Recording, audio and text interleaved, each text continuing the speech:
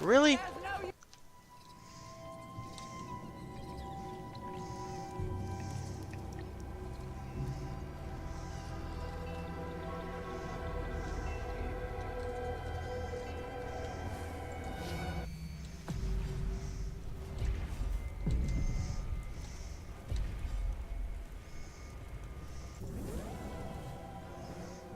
For so long, he envisioned defender positions beyond the inner veil.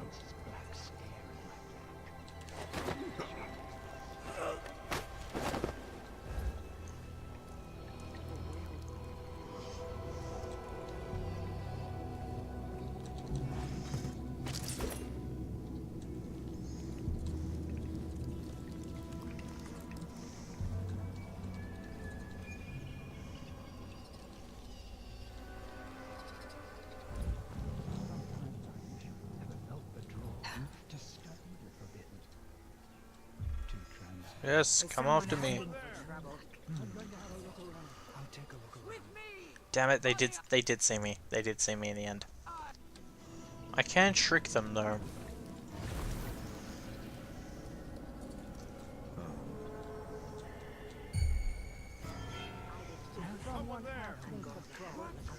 Let's search over there then.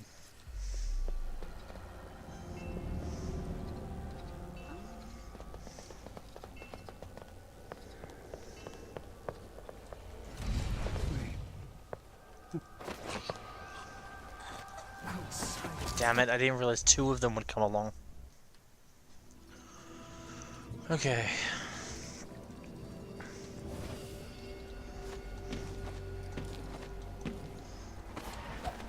The whalebone feels warm. I can feel it through the fabric. It's so comforting. God damn.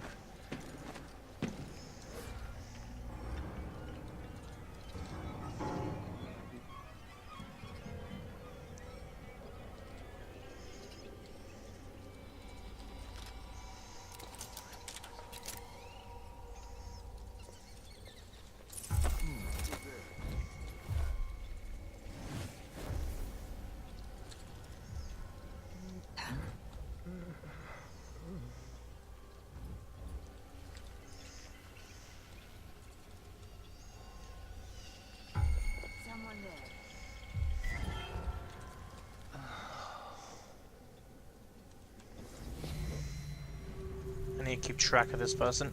Let me out. Maybe not. Maybe not.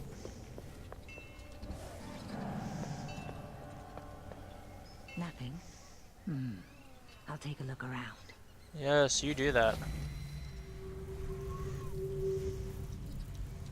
Yes, let me out.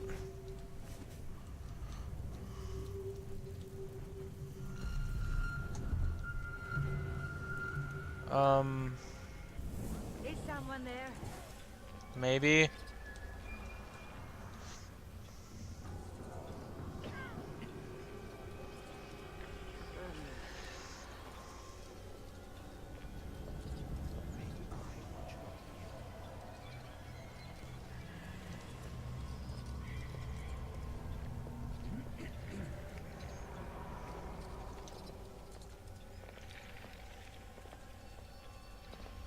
I've given up so much. I just need some sleep. Loved one. Someone Someone plans to walk over. It's you that plans to walk over here. No luck. Let's Let's search see. over there then. Anything here? I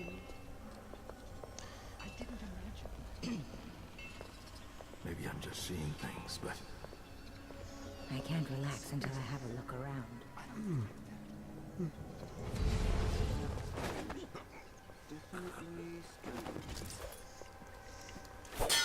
Oh god. Why? Bleeding to death, dear. Any visions? Describe what you see.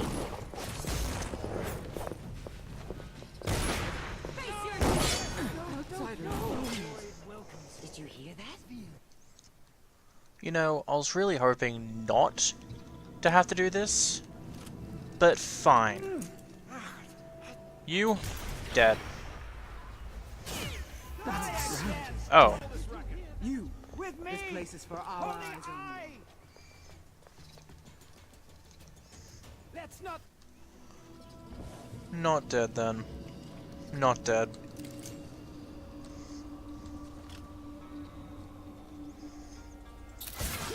By the outsider, are you someone shooting at us? You pay for his death. Huh? Nothing. Around. What in the void?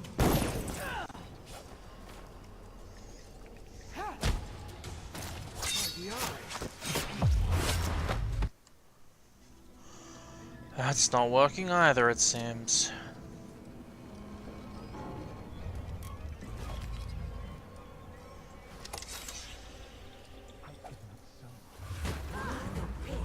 What was that? Hear that?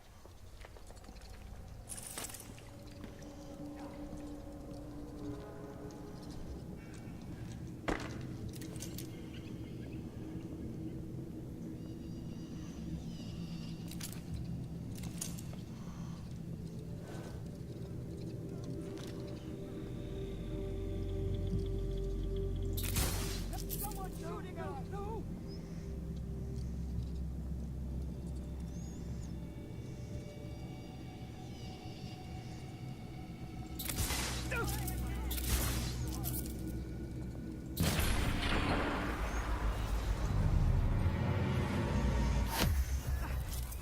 Don't you what?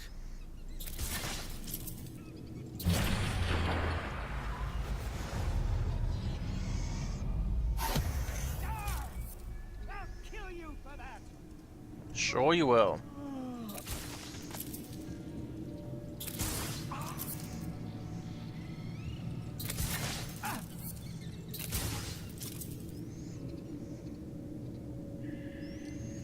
Will this guy work it out? Will he work out where he's shooting from? He's walking kind of the right way. He's walking the right way. And now he's dead. Foresight powers activate. Is there anyone alive? I think there is.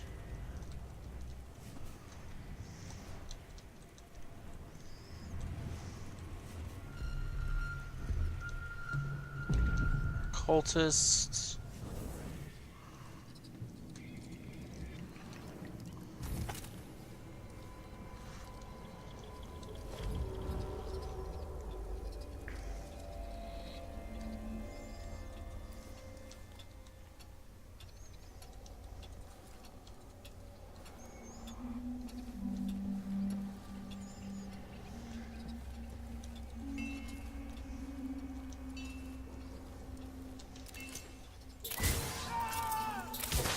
I hate you.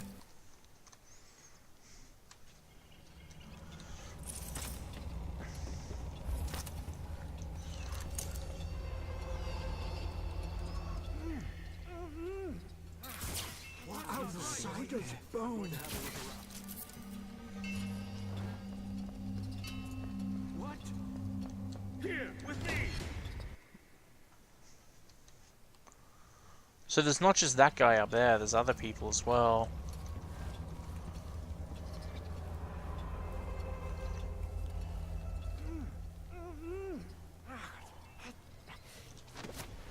No. Have you read the third book of Last Bernard's seminars? Surely you must. It's essential. The Envision broke apart the gate to the ritual hold to maintain the order of our existence. And the pieces exist outside of the passage of time. It is the basis of our semiotics. Thusly, all meaning flows from this state of within and without. Yes. My work focuses on this foundational act. The exclusion of the outsider is necessary to maintain the hermeneutics of the self. What is us, what is they, without the outsider, to create that distinction. Have you encountered Camilla Corre's latest work?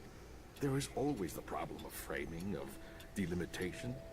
Do these distinctions make communication possible or impossible?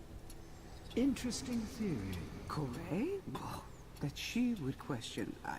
What nonsense.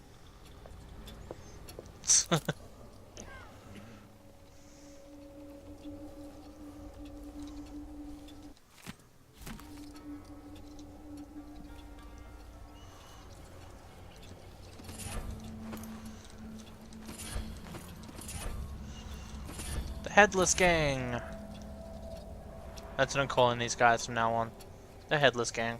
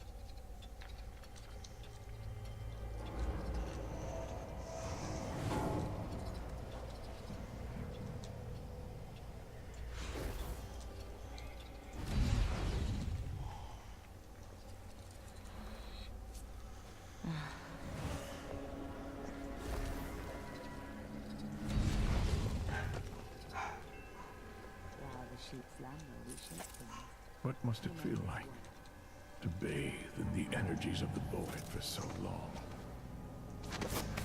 No idea. But that was easy.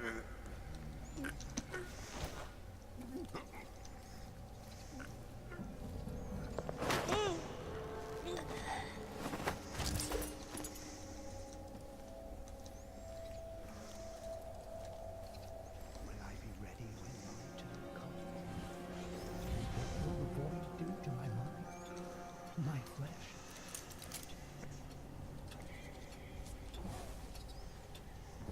For so long, the envisioned have held their positions beyond the inner veil.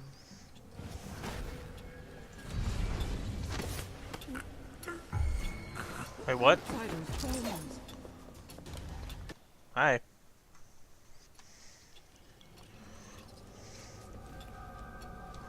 Oh, there is someone there. While the sheep slumber, we shape things. We made this world with the dragging of a knife blade.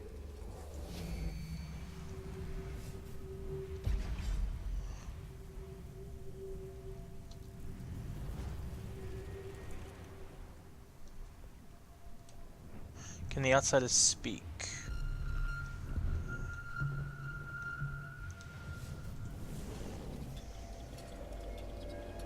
The outsider is walking among us, always watching. Sometimes I sense his black stare in my back.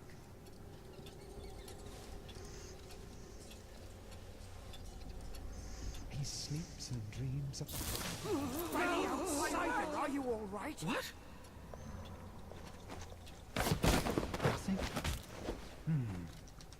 I'll take a look around. Where did you... How? It's not wise to quarrel with us. Ha! You rat bag! You're the rat bag.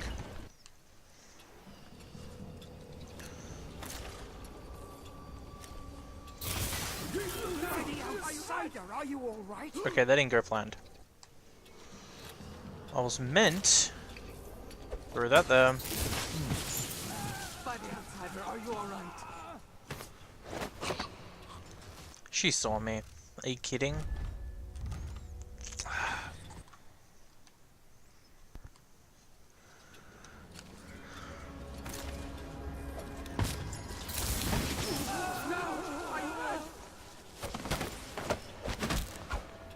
There we go.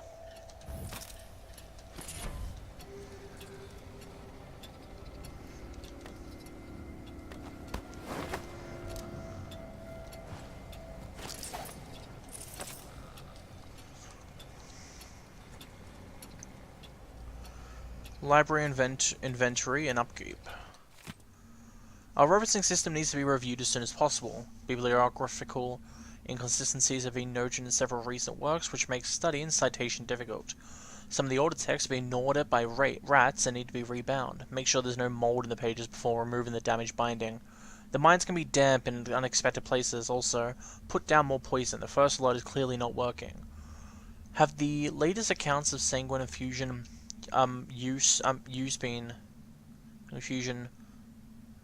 documents of sanguine infusion use been sent to us? Okay. It is needed for our research. Repeated use of these infusions seem to have a deleterious mental effect, alongside prolonged contact with the void. It is of great interest. We must compare long and short-term consequences. One of the eyeless in Karnaca has smuggled a letter, along with the shipment of texts and provisions. It was examined and burnt. Its intended recipient is unknown, but it appears to be from a loved one.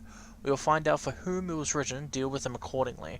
For now, direct the eyeless to seek out the smuggler and the loved one. First librarian of Savona. Can the outsider speak? We must consider then the possibility of the outsider's own agency in these encounters.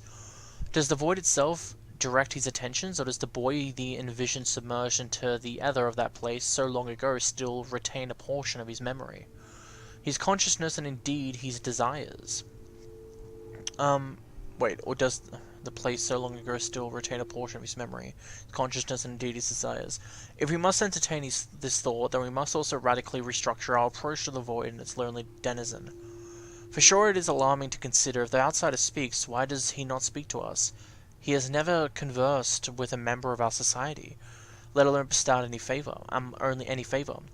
Yet we are in all the Isles, know the truth of his creation, and are his wardens in the void. So why then does he so often appear to be to the ignorant and miserable, the wronged and the hurt? What knowledge does he seek, and what does he hope to gain by traversing the dreams of those people, or by granting them such abilities as to allow them to change the circumstances of their life? I am afraid, as always, that my research has left us with more questions than answers.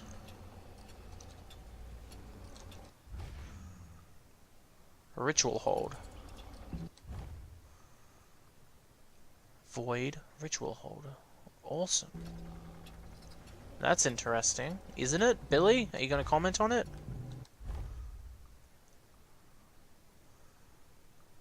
She's not going to comment on it.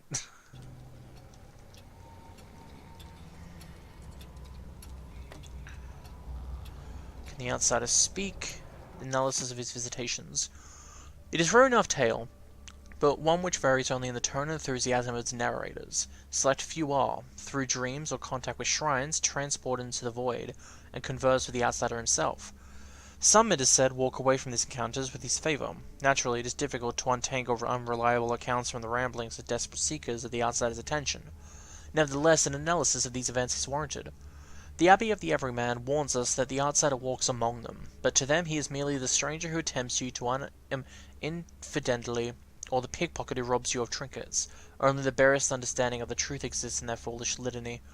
We of the eye know where the outsider truly lies. However, if these stories are to be believed, then we must question the extent of his powers in the void. Does he choose those dialogues consciously? What is the nature of these conversations, if indeed they are intelligible? What is his physical nature in these moments? Those are the questions I attempt to answer in these chapters that follow.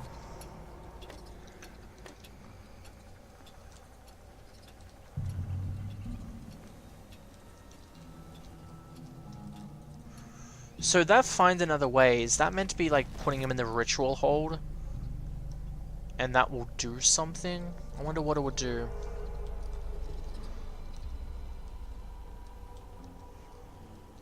Number 3. The most common dialogic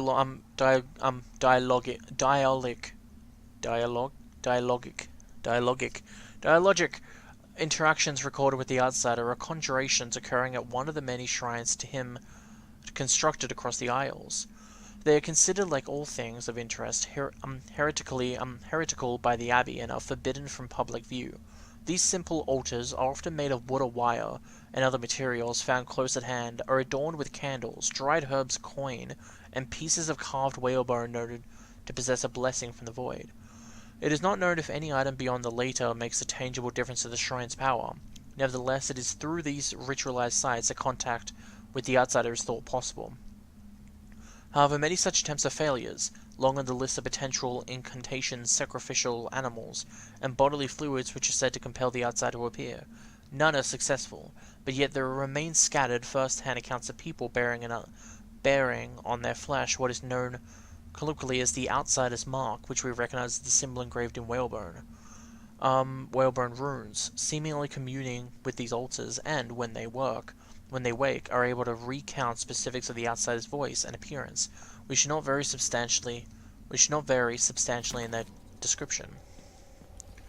And if I remember right, number 2 was over here. Alright?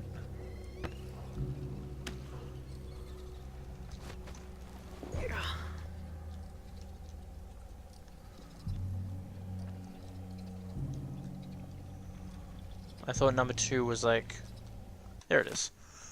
Perhaps the most well-documented, yet also the most dubious of the outsider's visitations are his encounters with the men and women of the Abbey of the Everyman.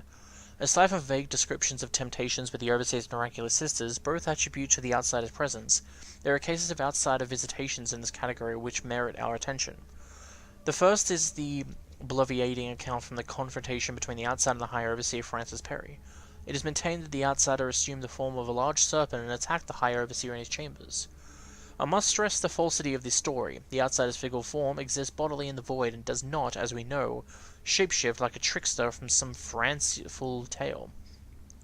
However, turning to the confessions of an excommunicated oracular sister by the name of Romana Kime, we find a plausible tale. She recounted a dream in which the outsider appeared to her and, understanding the circumstances of her wrongful convictions of apostasy, offered her a gift. This was rejected. The next morning she was branded and turned out to the streets. Okay then.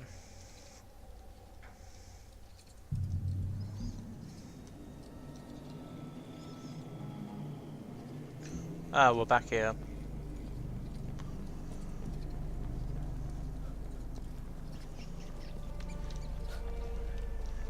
See, I think the ritual hold has to do with something about finding another way. So we're gonna have to find out when we enter the void. Lost Days of Shindaria, memoir.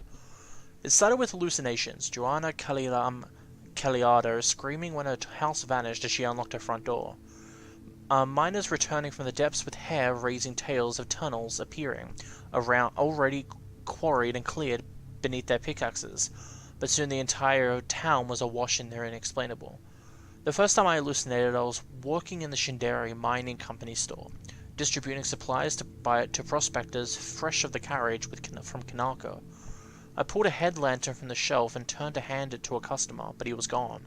The shop was gone. I was standing alone in a dust-swept street and tumbled ruins. It was North Quarry Town, but different, as if decades had pressed into the earth. I blinked, and the vision dissipated. I was left befuddled, staring at a curious customer. Soon all of North Quarry started flickering in and out of existence. Talk to a friend and they disappear mid-sentence. Roll over in your bedroom and wake under starry skies. We lost sense of what was real and what was illusory. And it worsened, the town disappearing for days while we camped in caves and spoke in hushed voices. It became unbearable. One by one my neighbors fled to Calera or Bastilian, anywhere but Shrindari. Soon I was the only one left, wandering deserted streets alone. I'd gone half mad with loneliness, roaming mine shafts deep into the mountains when I stumbled upon a giant eye. It seemed to hum with power, beckoning me, and when I touched the eye, understanding exploded within me. The invisible layers of the universe were laid bare to me. I left the mines a wiser person. A wiser woman. Shindari's secrets and mystery no more. I witnessed no more vanishings. Forever after, the town remained stone solid for me. Wait, is that why we're seeing things glitch out? I thought it was just because of our hand. Or eye. I don't know which one it is.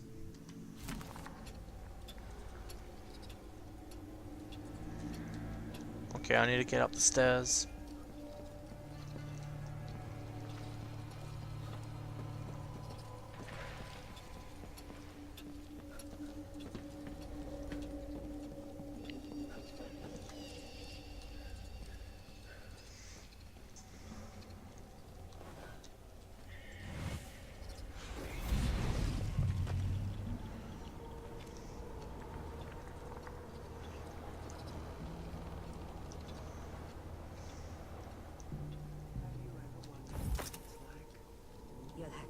much more specific than that.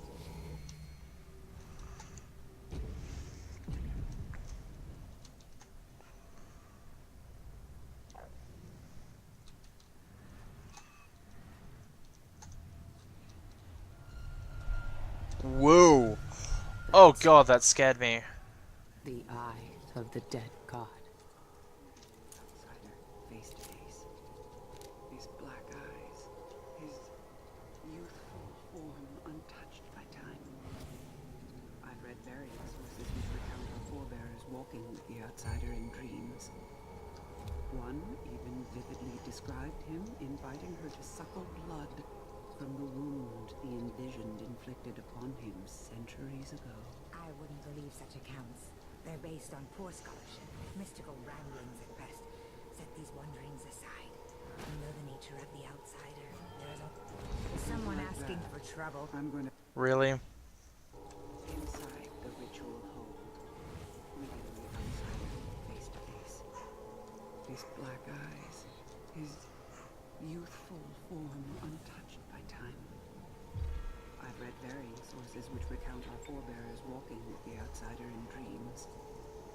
One even vividly described him inviting her to suckle blood from the wound he envisioned. What's going on? Okay, so they do notice me, Reese. He envisioned inflicted upon him centuries ago. I wouldn't believe such accounts. They're based on poor scholarship, mystical ramblings at best. Set these wonderings aside. We know the nature of the outsider. There is only one place where he exists in the flesh, and it is forbidden to us. Still, it's tantalizing to think about. I mean, I know what you mean. oh well.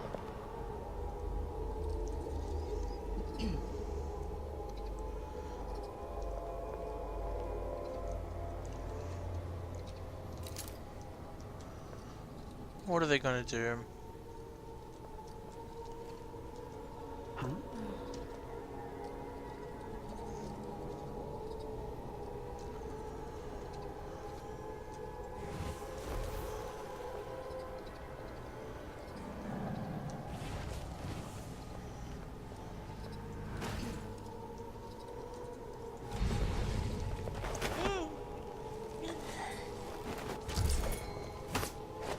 Really? I hate you so much right now.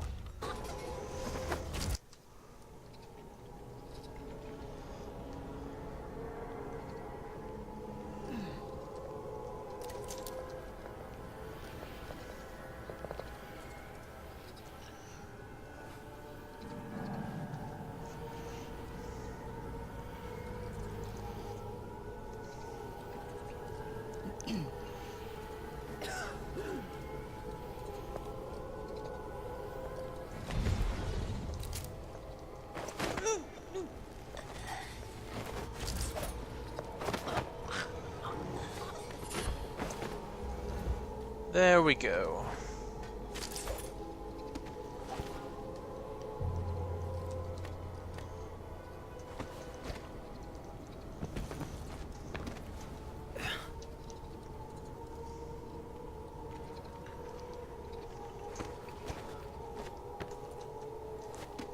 I didn't end up finding that person's lodgings, by the way. I find that very disappointing. But I'll be fine. Let me have a look at my things. Look for the eye. Can the answer find another way? Taking a non-lethal approach will create less chaos, resulting as a more optimistic ending. Melancholy was killed by his fellow cultists for violating several commandments regarding the ritual hold. There may be some interesting clues in his lodgings. I don't know where his lodgings are. I'm gonna go search for his lodgings quickly.